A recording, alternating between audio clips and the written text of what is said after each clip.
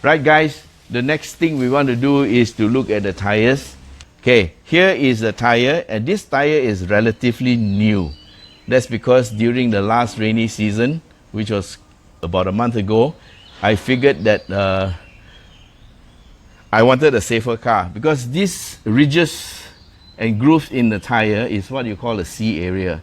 The land area is the rubber. So the rubber, the function of the rubber is to grip the road and give you grip. You know, like Formula One cars, when they run in the dry, it is all rubber, 100% rubber, no grooves.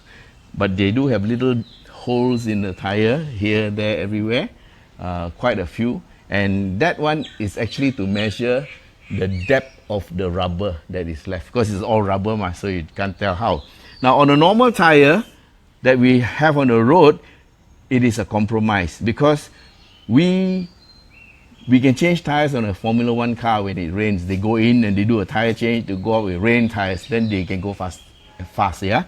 Of course, it's not as fast as the dry tires, but the principle of the rain tire is it's got grooves in it that are meant to disperse the water. So what happens when this tire hits the road in a wet patch is the grooves will absorb all the water and it will push them out. These side ones are meant to push the water out, and these long grooves are meant to push the water out through the back. So what the tire has to do is cut through the water and get into contact with the ground. So the grooves are very important for wet driving. The rubber is very important for dry driving. You don't have a pit crew carrying tires for you, changing tires every time you get into rain, right? So the tire that you have on your car is a compromise. Wet water dispersal you can have, and how much of rubber to give you grip. So every tire is a compromise. Now, as the tire wears down, the ability to disperse water will also reduce. So how do you know when it is safe? Now, according to all the books and all the manuals, the nominal tread depth, at least for racing, is 3 mm. If you want to enter a car in a race, the regulations used to say, for, at least when I was racing, all cars must have a minimum of 3 mm tread depth. Yeah, and 3 mm tread depth means if you measure the depth of this groove, there's a minimum of 3 mm, right? Now, how do you know how much is 3 mm?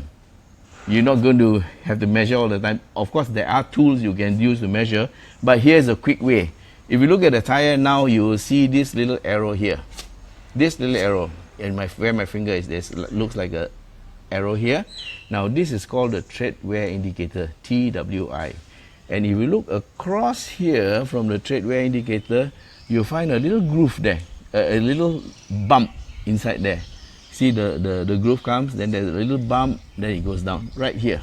Okay, so that is about 3 mm of depth. So in theory, when this tire wears down and this little bump appears across, that means you will see a straight line across. You will see a groove, a very shallow groove, then a straight line across, because this is higher, it's through here.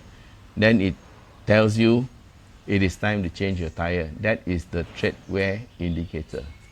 Okay, and of course, if the roads are wet and it's rainy, it's always good to change the tires even before they are all done. Okay, if you would like to be very kiasu, it's good to be kiasu when it comes to safety lah. So my tires, which I changed last month, were not actually really close to the tread wear indicator. It could have gone another maybe 1,000 or 2,000 kilometers, but I didn't want to take the chance because the rainy weather was coming and I wanted to make sure I have a car that is safe. So that's about how to check your tire depth. Next, we'll go into tire pressure checking. And for that, I'm going to straighten the tire again. Tire pressure checking. Alright, now we're going to look at how to check tire pressures. I know for a lot of you this is like child's play, but a lot of people out there still really don't know how to check a tire. Now what you need to check your tire is, first you should check your tires when they are cold. The best time to check them is in the morning before you start out, yeah? or if your house is very near a gas station, then you drive very slowly to the gas station and you can check it there.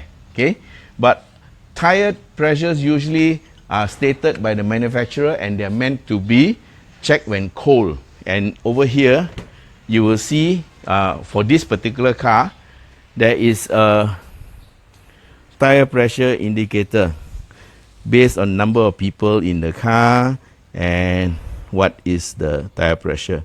Okay, that is 220 kPa or 32 psi, and front and back. This one is the front, this is the back. That's the front of the car. So it's 32 at the front, 32 at the back. Alright, that's how it goes.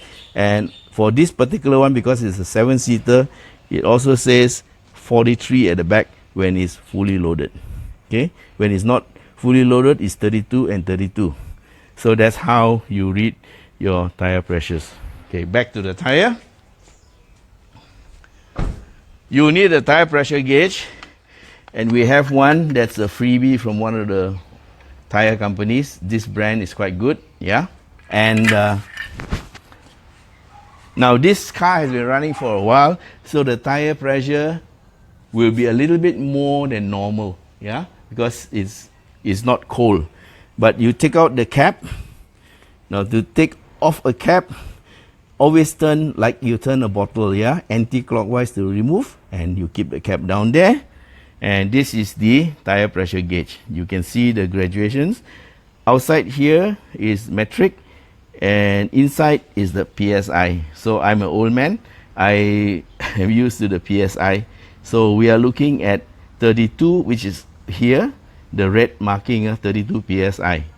Now before you start, you press the button to reset the meter, and you put it against the tire and you press.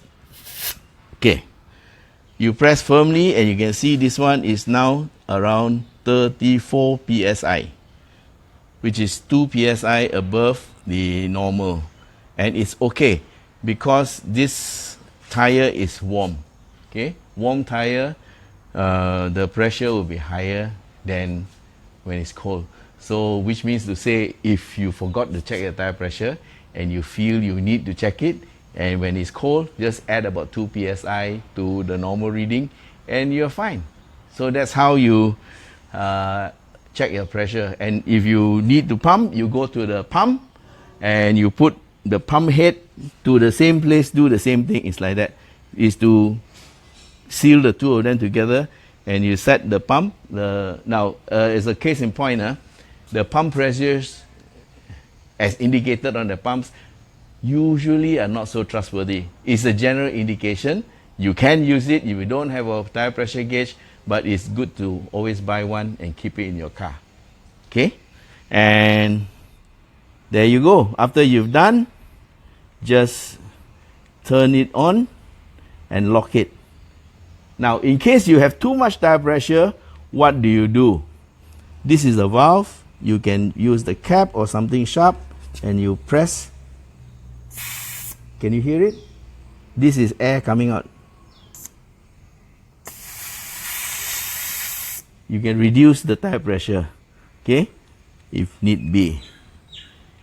Okay, so here's the pressure gauge again. Once you've done that, you want to go to the next tire, you press the reset. It goes back to 0.